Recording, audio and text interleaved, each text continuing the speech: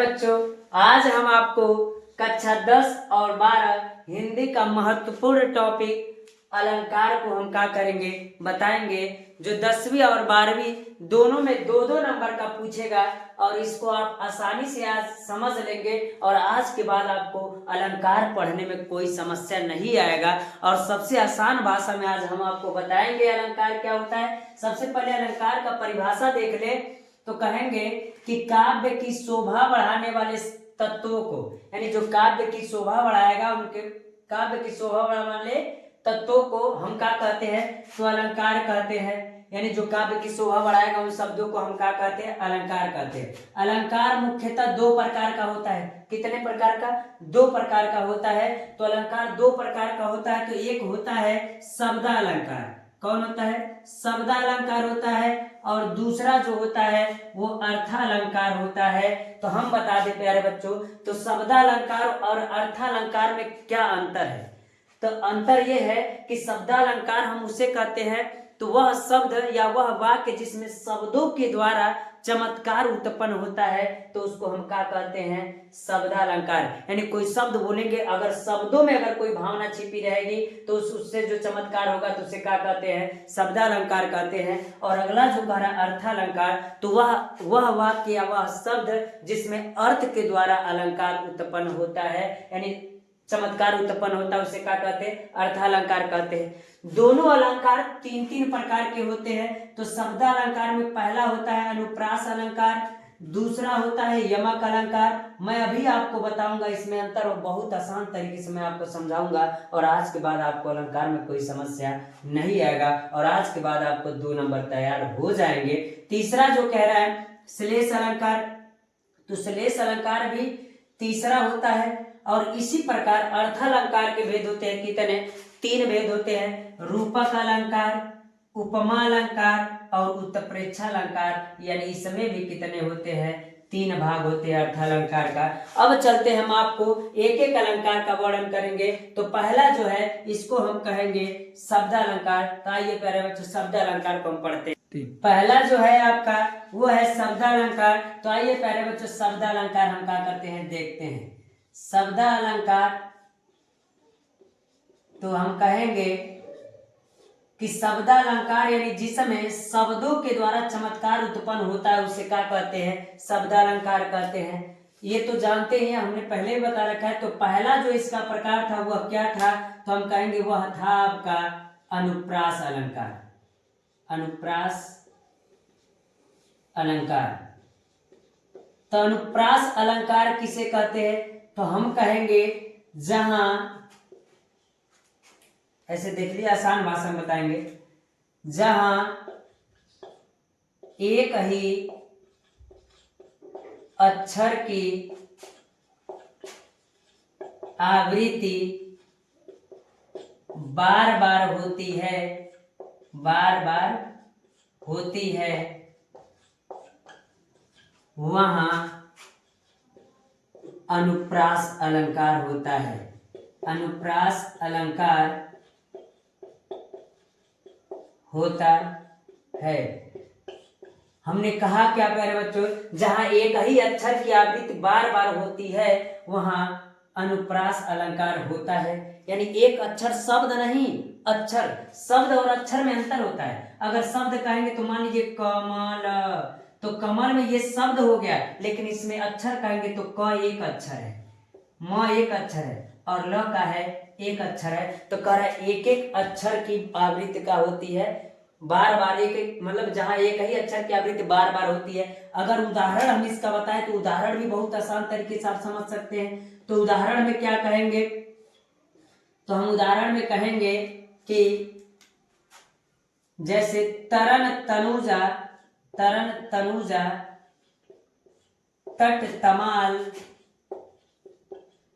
तन तरुअर बहुछाय, बहुछाय। आप जरा बताइएगा प्यारे बच्चों, करे तरन तनुजा तट तमाल तन तरुअर बहुछाय। तो आप बताइएगा क्या तो की आवृत्ति बार बार नहीं हो रही है क्या? जब त की आवृत्ति बार बार होती है, यानी एक ही अक्षर की आवृत्ति बार बार हो रही है, तो वहां पर कौन सा अलंकार होता है? अनुप्रास अलंकार होता है। ये आसानी से आपको समझ में आ गया होगा। अगर हम एक और इसका एग्जाम्पल देना चाहें तो कहेंगे कि चारुचंद की चंचल किरणें खेल रही हैं जलथल में, खेल रही है जलथल में, जलथल में।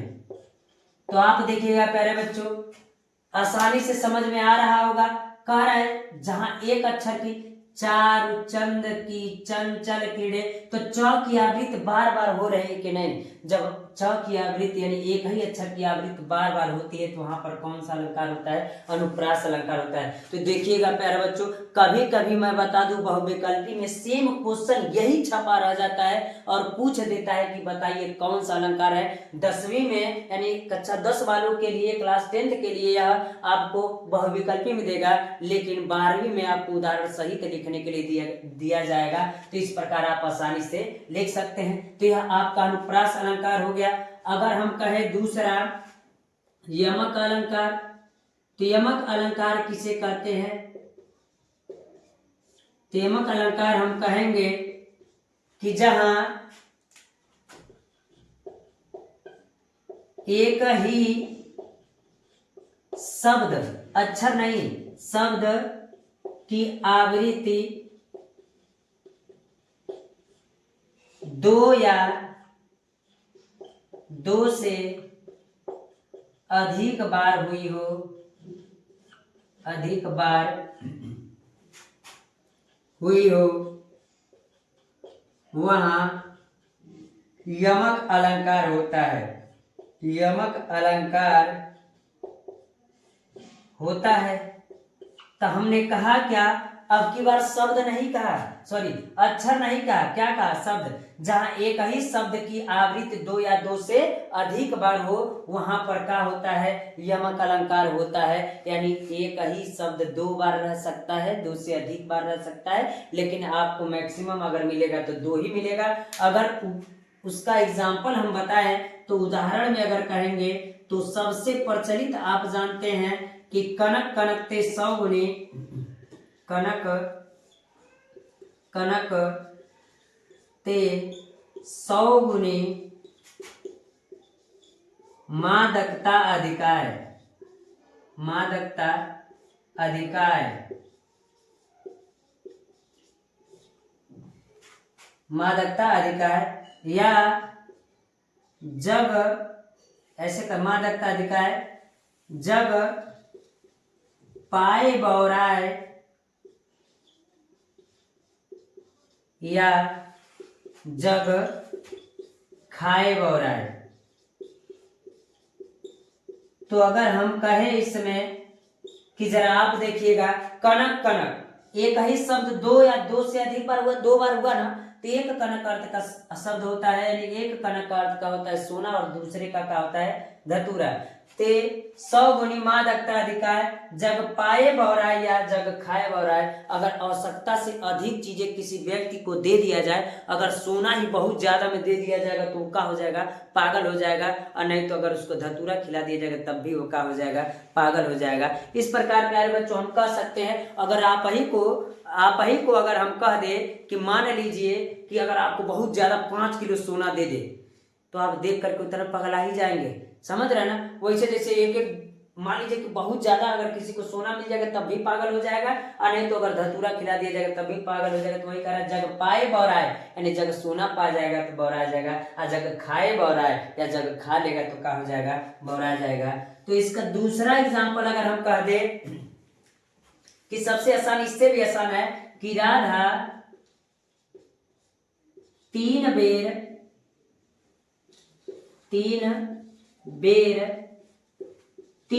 खाती है।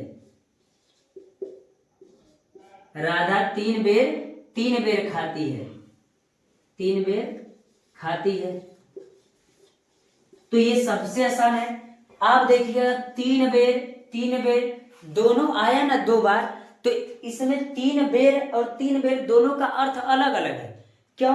क्योंकि हम कहेंगे 3 बेर का मतलब 3 गो बैर, और 3 बेर का मतलब 3 बेर खाना, 1 बार 2 बार 3 बार, यानी हम कह सकते हैं राधा 3 बेर खाती है, यानी राधा 3 बैर 3 बार खाती है। तो आप बताइए एक ही शब्द अगर 2 या 2 से अधिक बार आएगा लेकिन उसका अर्थ अलग अलग आएगा, तो इसमें हम ये भी कह सकते हैं कि जहां एक ही शब्द की आवृत्ति 2 या 2 से अधिक बार हो और उसका अर्थ अलग अलग हो, यहाँ पर लिख भी सकते हैं, इसके आगे लिख भी सकते हैं, उसके अर्थ क्या हो, अलग अलग हो, तो वहां पर कौन सा अलंकार होता है, यमक अलंकार हो, तो भी कोई दिक्कत नहीं है। यह भी कर सकते हैं जहां एक ही शब्द की आवृत्ति 2 या 2 से अधिक बार हो वहां यमक अलंकार होता है। तो उम्मीद करें प्यारे बच्चों यमक अलंकार का परिभाषा भी आपको समझ गया। अगला जो है आपका श्लेष अलंकार आपका है कर जहां एक शब्द एक ही बार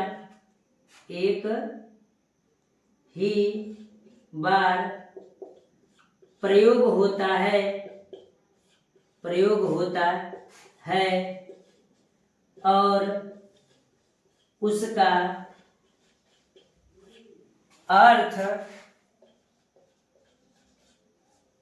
अलग अलग होता है,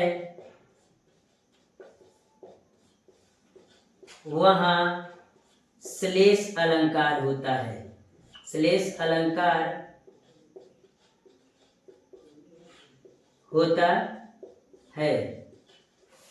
कर जहां एक शब्द एक ही बार प्रयोग होता है, जहां एक शब्द एक ही बार प्रयोग होता है और उसका अर्थ अलग अलग होता है, तो वहां श्लेष अलंकार होता है। आइए प्यारे बच्चों इसका उदाहरण देखते हैं।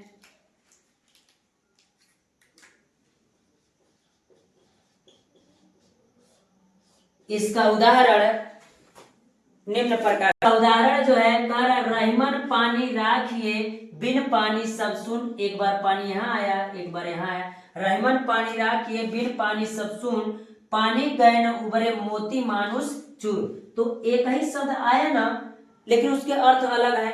एक पानी का अर्थ आपका जानते हैं क्या होगा?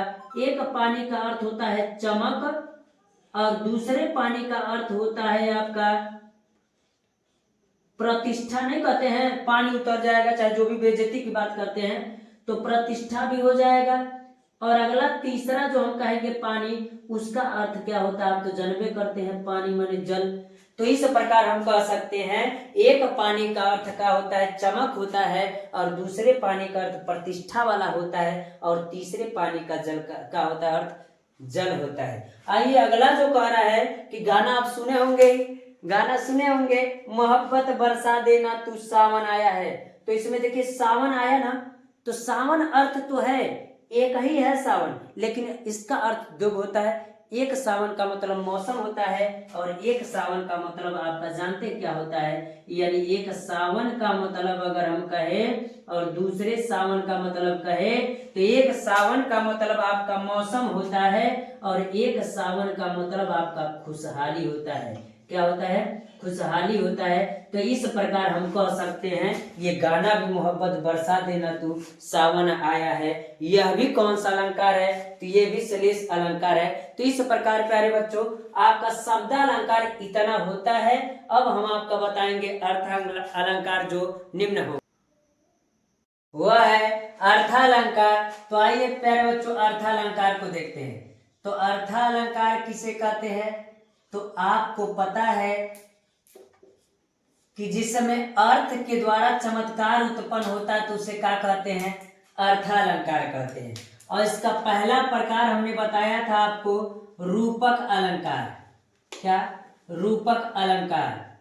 और मैं जो आपको परिभाषा बताने जा रहा हूं ना, वो आपको कहीं परिभाषा मिलेगा नहीं।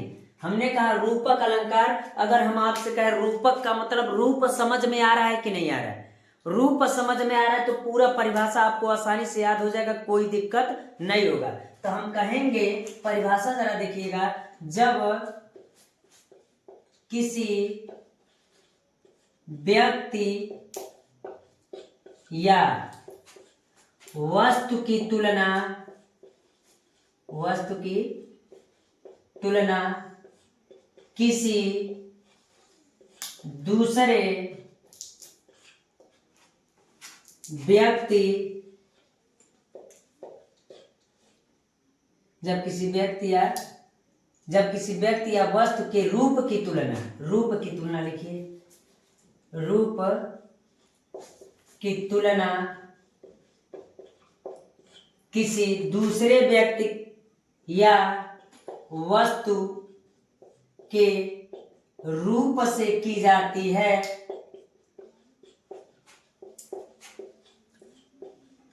वहां रूपक अलंकार होता है। रूपक अलंकार होता है। जरा ध्यान से देखिएगा प्यारे बच्चों, हमने कितना आसान भाषा में लिखा है। जब किसी व्यक्ति या वस्तु के रूप की तुलना, व्यक्ति या वस्तु के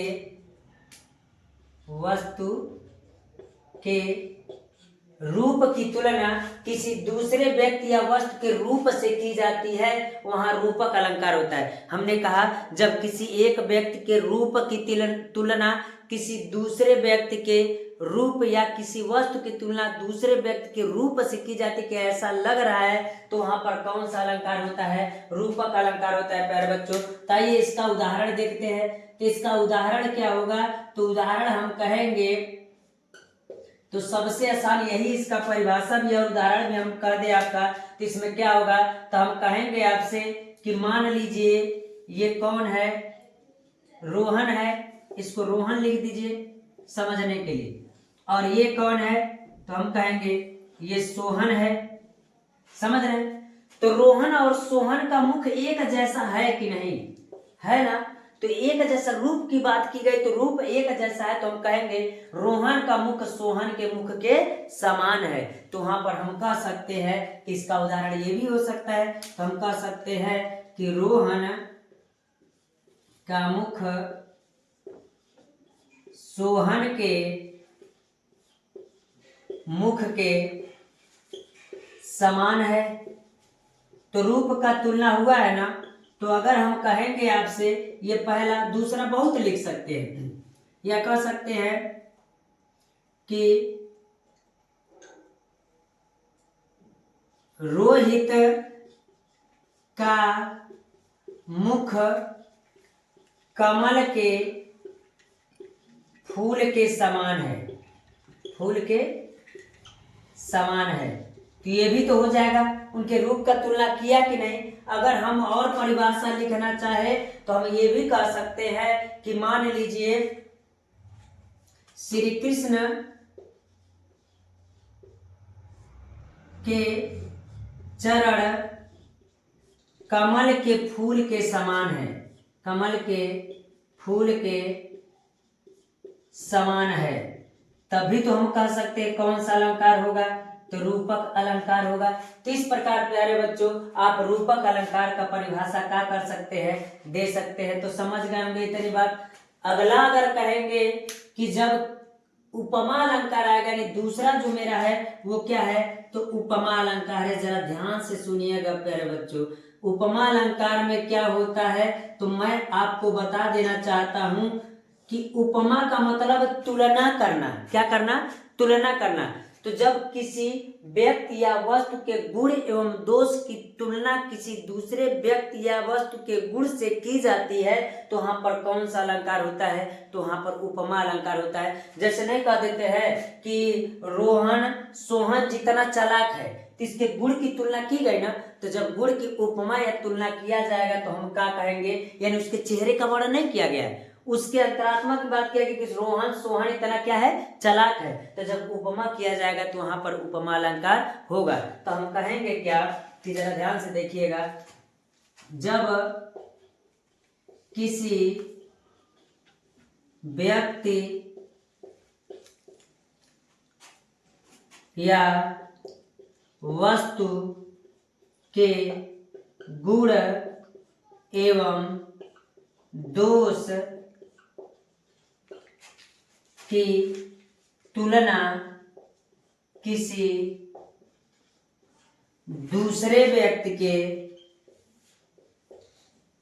दूसरे व्यक्ति के गुण एवं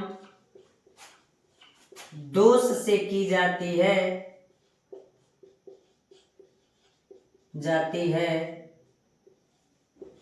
वहां कौन सा अलंकार होता है? उपमा अलंकार होता है। अलंकार होता है। तो इससे आसान परिभाषा आपके लिए नहीं होगा।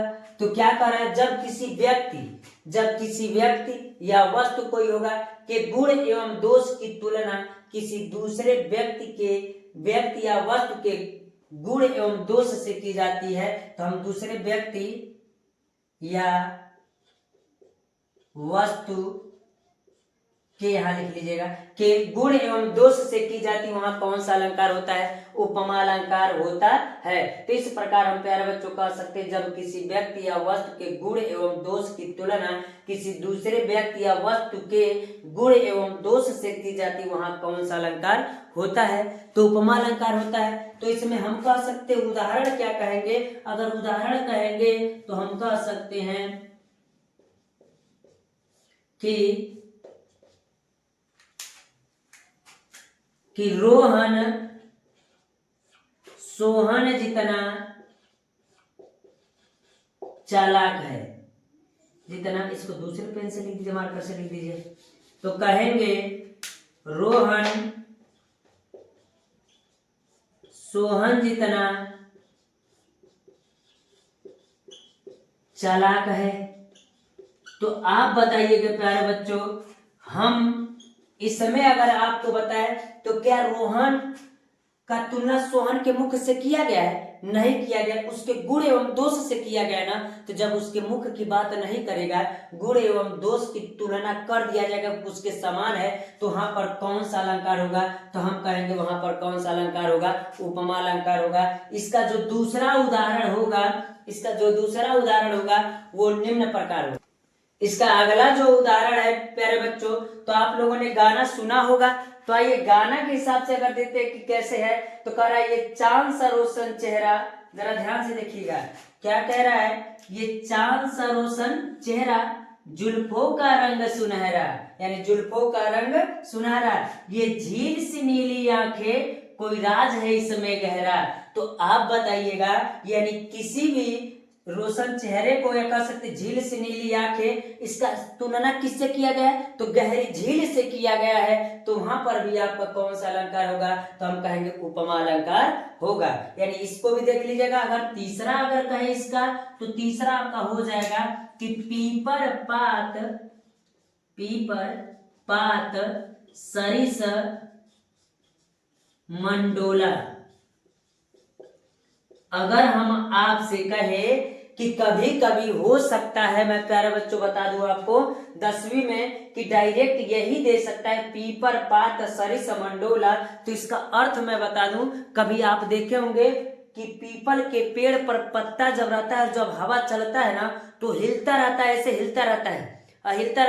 तो कह रहे पीपर पात सरिस मंडोला, यानी जब तेज हवा चलता है तो जिस प्रकार पीपल का पत्ता डोलता है, यानी हिलता है, उसी प्रकार मेरा मन भी क्या हो रहा है? डोल रहा है। यानी मेरा मन भी क्या हो रहा है? डोल रहा है। यानी मेरे मन की तुलना किससे किया गया है? पीपल के पत्ते से किया गया है। तो आपका इस प्रकार उपमा अलंकार प्यारे बच्चे हो जाएगा। इसका अगला जो भाग है वो हम कहेंगे जो आपका उत्प्रेक्षा अलंकार है। आपका उत्प्रेक्षा अलंकार है। तो उत्प्रेक्षा अलंकार किसे कहते हैं प्यारे बच्चों? जरा ध्यान से सुनिएगा, ये कई बार में आपको याद हो जाएगा।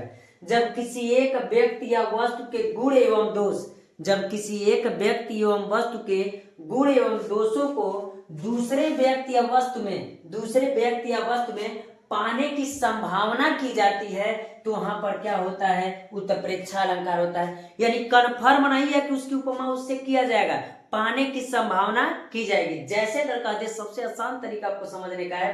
तो ये कह रहा है राम श्याम जितना चालाक हो सकता है।